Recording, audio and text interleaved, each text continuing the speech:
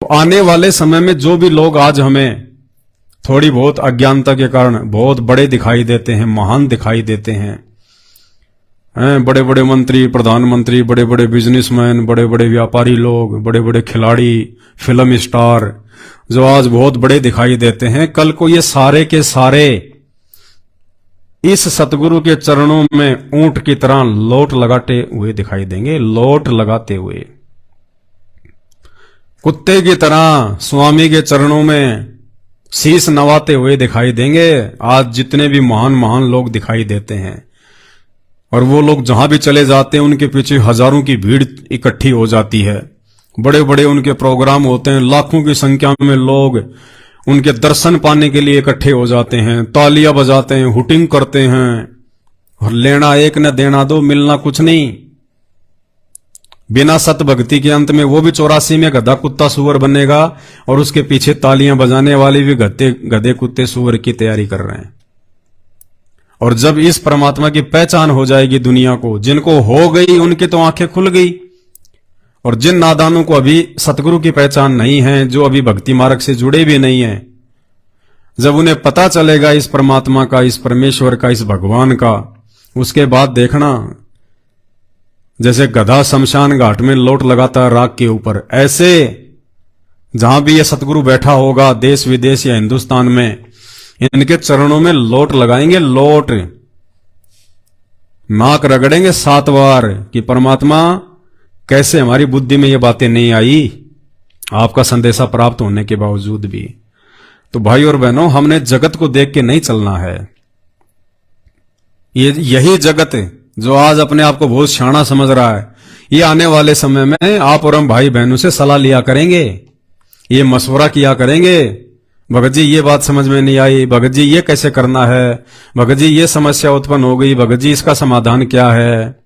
आप और हम भाई बहनों से, जिनकी आज कोई पूछ भी नहीं है, जिनको कोई जानता नहीं, पहचानता नहीं, और आज उनकी महिमा बनी हुई है, बड़े बड़े लोगों के साथ में उठना बैठना, हवाई जहाजों में चलना, 5 स्टार में खाना खाना, लाखों की संख्या में जिनके फॉलोवर हैं वो लोग, और वो ज्यादा समय नहीं है, 2028 लास्ट, उसके बाद में ये लोग सलाह लिया करेंगे हमसे और कहेंगे कि भगत जी हम तो धूल में लठ मार रहे थे, हमारा जैसा तो मूर्ख कोई धरती पे नहीं था, हम तो पता नहीं लाखों के फॉलोवर बना के और ये चंद गाड़ियां लेके, खुद के बंगले प्राप्त करके, मान सम्मान प्राप्त करके, ट्रॉफियां प्राप्त करके, अवार्ड प्राप्त करके, 2-4 झूठी काल्पनिक फिल्में बना के, झूठी एक्टिंग करके, झूठी मार धाड़ करके, और हम तो पता नहीं अपने आप को क्या सुपरस्टार समझ रहे थे।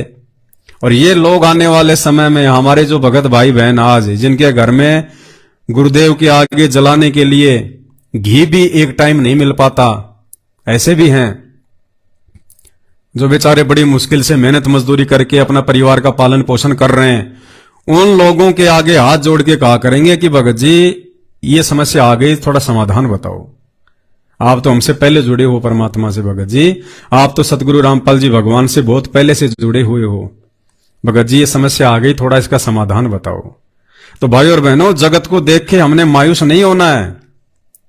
ये जगत तो कांटों की सेज पे बैठा हुआ है और फिर भी ये खुशी मना रहा है, और आप और हमें परमात्मा ने पहले से ही फूलों की सेज पे बैठा दिया। और जब ये कांटे इनको चुभने शुरू होंगे, क्योंकि आने वाला जो समय है वो भयंकर है, प्राकृतिक आपदाओं का है, जिसने जीवन में जो बोया है उसके काटने का समय है, परिणाम का समय है। तो परिणाम क्या मिलेगा जगत को? जगत को तो कांटे मिलेंगे, क्योंकि उन्होंने कांटे बोए हैं। फूल तो केवल सतगुरु रामपाल जी भगवान की शरण में आके जो मर्यादा में रह के भक्ति करेगा वो ही उगा सकता है, वो ही बो सकता है। बाकी जो जगत है वो चाहे अरबोंपति है, खरबोंपति है, आज चाहे वो 20-20 करोड़ की गाड़ियों में चलते हैं, दिल्ली बंबई में बड़े बड़े उनके बंगले हैं, लेकिन वो कांटे ही बो रहा है। और जब वो कटाई का समय आएगा तो वो कांटे काटेंगे। और आप और हमें इस परमात्मा का अनंत कोटि धन्यवाद करना चाहिए बारंबार कि परमात्मा ने हमें फूलों की सेज पे बैठा रखा है। तो जितने भी लोग जो दुनिया में आपको दिखाई देते हैं, और अकेले हिंदुस्तान के लोगों की बात नहीं कर रहा मैं हिंदुस्तान की टॉप मोस्ट जो हस्तियां हैं, वो चाहे किसी भी क्षेत्र में क्यों ना हो, उन्हीं की बात नहीं कर रहा, पूरे विश्व की हस्तियां। हालांकि हस्तियां तो नहीं है, वो हस्ती नहीं है, वो अस्थि है, अस्थि। और आने वाले समय में उनके साथ में क्या बीतेगी वो तो आज हमें दिखाई दे रहा है गुरुदेव के ज्ञान आधार से। तो भारत ही नहीं अपितु विश्व की बड़ी बड़ी हस्तियां जिनके आज नाम हैं, अगर वो लोग जीवित रहे, क्योंकि ये जो 28 तक का जो समय है ना, ये इतना प्रलयकारी होगा, इतना प्राकृतिक आपदाओं से भरा हुआ है। इन 3-4 वर्षों में ये कुदरत, ये प्रकृति क्या कहर बरसा देगी, किसी ने सपन में भी नहीं सोचा होगा।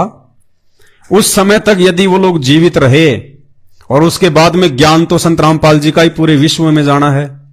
यही एकमात्र भगवान रह जाएगा पूरे विश्व में, यही एकमात्र संत रह जाएगा पूरे विश्व में, बाकी सब फैल हो जाएंगे। जितने भी संत महात्मा जो आज दिखाई देते हैं बड़े बड़े, विशेषकर हम हिंदुस्तान की बात करें तो जैसे राधा स्वामी है, जय गुरुदेव है, धन धन सतगुरु हैं, निरंकारी हैं, हंसा देश है, और भी बड़े बड़े संत महात्मा हैं, ये सारे के सारे आने वाले 4 से 5 वर्षों के अंदर अंदर संत रामपाल जी के चरणों में लोट लगाते हुए दिखाई देंगे आपको। अगर इनको जीवित रहना होगा तो ये संत रामपाल जी के चरण चाटते हुए दिखाई देंगे आपको। तो पूरे विश्व में परमात्मा का राज होगा। 2028 के बाद में 2028 के बाद में हिंदुस्तान का राजा कौन होगा, हिंदुस्तान की राज सत्ता कौन संभालेगा, दिल्ली की गद्दी पे कौन बैठेगा, ये संत रामपाल जी निर्धारित करेंगे। संत रामपाल जी, ये बात केवल उन लोगों को अच्छे से पता है जो लोग संत रामपाल जी की शरण में हैं, जो इनके ज्ञान से परिचित हैं। जगत वालों को नहीं पता अभी इन बातों का, वो तो मजाक समझेंगे इन बातों को। वो तो बिल्कुल अंधेरे में बैठे हैं बेचारे, अंधेरे में। आप और हमें जगत वालों पे दया आनी चाहिए, दया। वो चाहे कितने भी अपने आप में होशियार क्यों ना समझ रहे हो, आने वाले समय में उनके साथ क्या बीतेगी हमें अच्छे से पता है। तो 2028 के बाद में हिंदुस्तान की राजगद्दी पे कौन बैठेगा, क्योंकि हिंदुस्तान पूरे विश्व का संचालन करेगा, पूरे विश्व का रिमोट हिंदुस्तान के हाथ में होगा। 2028 के बाद हिंदुस्तान विश्व गुरु बन जाएगा, धर्म गुरु बन जाएगा, जगत गुरु बन जाएगा। और वो जगत गुरु संत रामपाल जी भगवान होंगे। इन्हीं के आदेश से पूरे विश्व की जो सत्ता है, जो शासन है, वो संचालित होगा। और संत रामपाल जी जिसको चाहेंगे उसको उस देश की चाबी देंगे, उस देश की राजगद्दी पे बैठाएंगे। सब कुछ इन्हीं के हुक्म से होगा, इन्हीं के आदेश से।